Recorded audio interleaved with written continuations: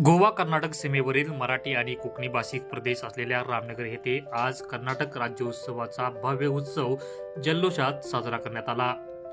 सीमा भागातील जनतेच्या एकतेचे आणि सांस्कृतिक अभिमानाचे दर्शन घडवणारा हा सोहळा दिवसभर उत्साही वातावरणात पार पडला। कार्यक्रमाचं आयोजन गडीनाडू कर्नाटक राज्योत्सव समिती रामनगर सुपा यांच्या वतीनं करण्यात आलं होतं। सकाळी हनुमान गल्ली येथून भव्य मिरवणुकीला सुरुवात झाली। पारंपरिक वेशभूषा, ढोल ताशांच्या गजरात, ध्वज फेऱ्या आणि शालेय विद्यार्थ्यांच्या कलात्मक रचनेने संपूर्ण परिसर दणाणून गेला। ही मिरवणूक रामनगरच्या मध्यवर्ती छत्रपती शिवाजी महाराज सर्कलपर्यंत पोहोचली। येथे शिवरायांचे पूजन करून अभिवादन करण्यात आलं।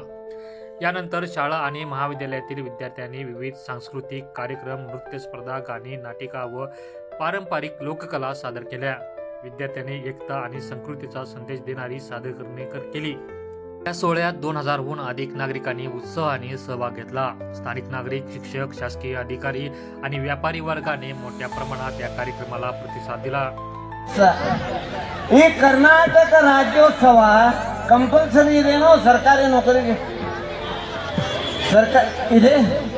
ಇವತ್ತು 10 ಗಂಟೆಗೆ ನಾವು ಹನುಮಾನ್ ಲೈನ್ನಿಂದ ಇಷ್ಟು ದೊಡ್ಡ ಮೆರವಣಿಗೆ ಮೂಲಕ ಬರ್ತಾ ಇದ್ವಿ।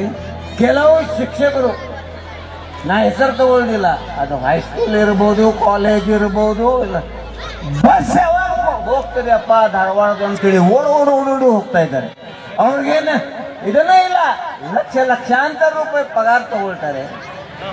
ನಿಮ್ಮಲ್ಲಿ ಆಸಕ್ತಿ ಇರಬೇಕಾಗ್ತದೆ, ಅದು ಇಲ್ಲ। ಹಿಂಗಾಗಿ ನಾ ಯಾರ್ಯಾರು ಶಾಲೆಯ ಅಭಿವೃದ್ಧಿ ಸಮಿತಿ ಅಧ್ಯಕ್ಷರು ಇದ್ದೀರಿ, ನಾಳಿನ ವಿಶೇಷ ಸಭೆ ತಗೊಳ್ರಿ, ಶಿಕ್ಷಕರದು ಅವ್ರಿಗೆ ವಾರ್ನಿಂಗ್ ಕೊಡ್ರಿ।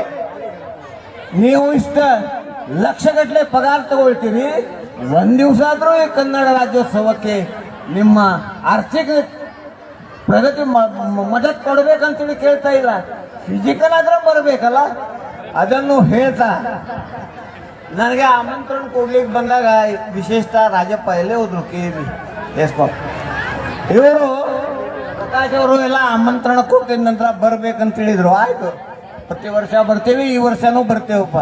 ಗುರ್ಜರ್ ಅವರು ಇವತ್ತು ಸಿಂಹ ಗರ್ಜನೆ ಆಗ್ಬೇಕು ನಿಮ್ಗೆ ಅಂತ ಹೇಳಿದ್ರು।